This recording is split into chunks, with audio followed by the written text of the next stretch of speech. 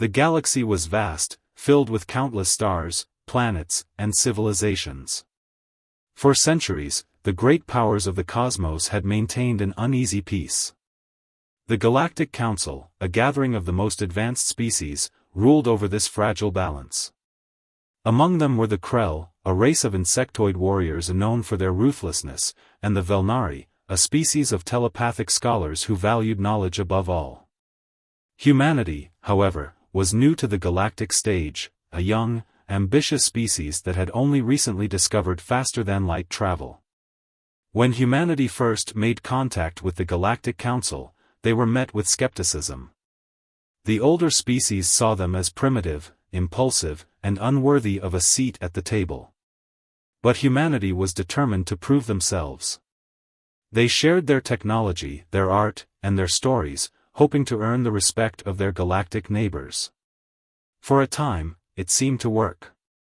The Council allowed humanity to establish colonies on a few distant worlds, and trade agreements were signed.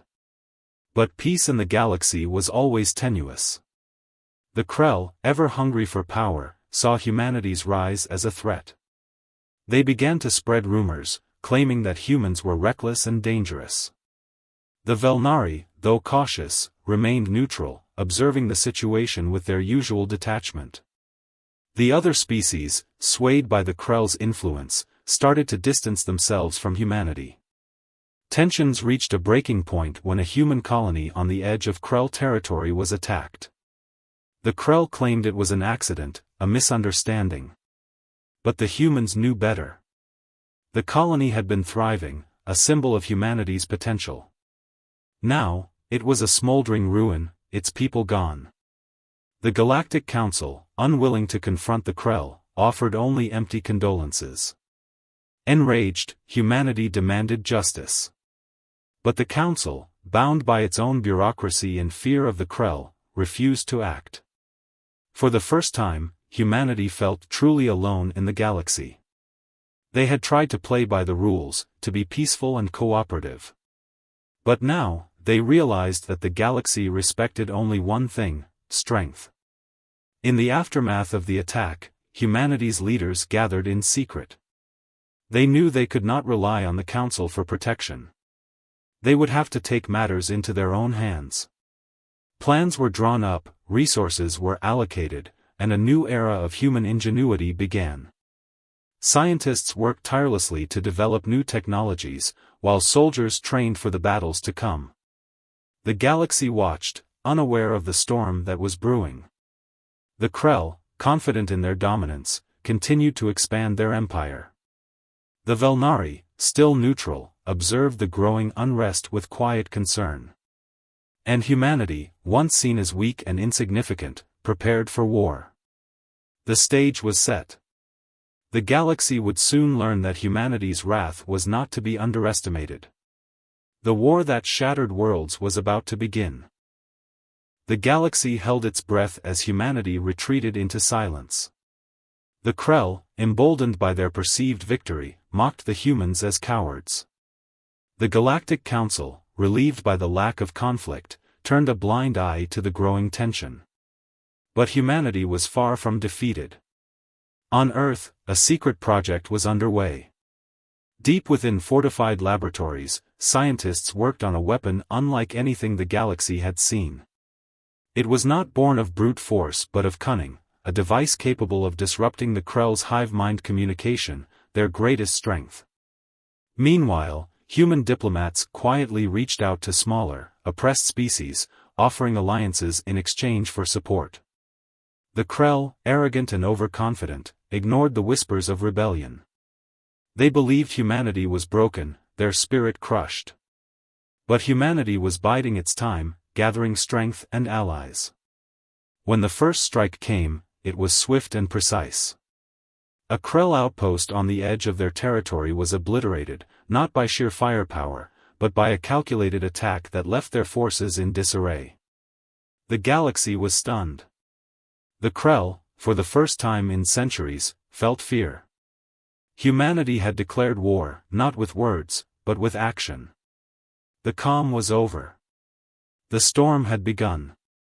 The Krell outpost was a fortress, a symbol of their dominance.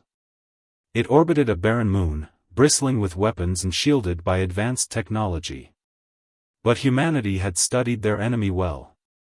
Under the cover of darkness, a small fleet of human ships approached, cloaked and silent.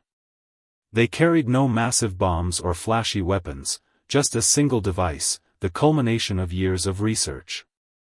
As the fleet neared the outpost, the device was activated. A pulse of energy rippled through space, invisible but devastating.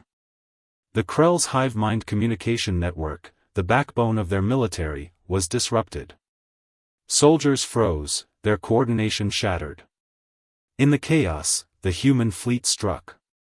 Precision lasers targeted the outpost's defenses, dismantling them piece by piece. Within minutes, the outpost was crippled. The humans retreated as swiftly as they had come, leaving behind a message broadcast on all frequencies: "This is not revenge. This is justice." The galaxy watched in stunned silence. The Krell, furious and humiliated, vowed to crush humanity.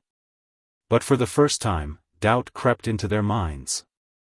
Humanity was no longer the weak, naive species they had mocked. They were a force to be reckoned with.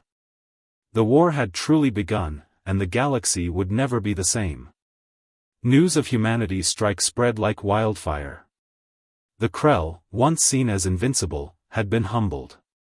Smaller species, long oppressed by the Krell's tyranny, began to whisper of hope. The Galactic Council, however, was divided. Some saw humanity as a dangerous disruptor, while others secretly admired their courage. The Velnari, ever observant, broke their silence. They sent an envoy to Earth, seeking to understand humanity's motives. The meeting was tense but respectful. The humans spoke of justice, of protecting the weak, and of a galaxy free from fear. The Velnari, though cautious, saw potential in this young species. Meanwhile, the Krell mobilized their forces. Fleets of warships descended on human colonies, determined to crush their defiance. But humanity was ready.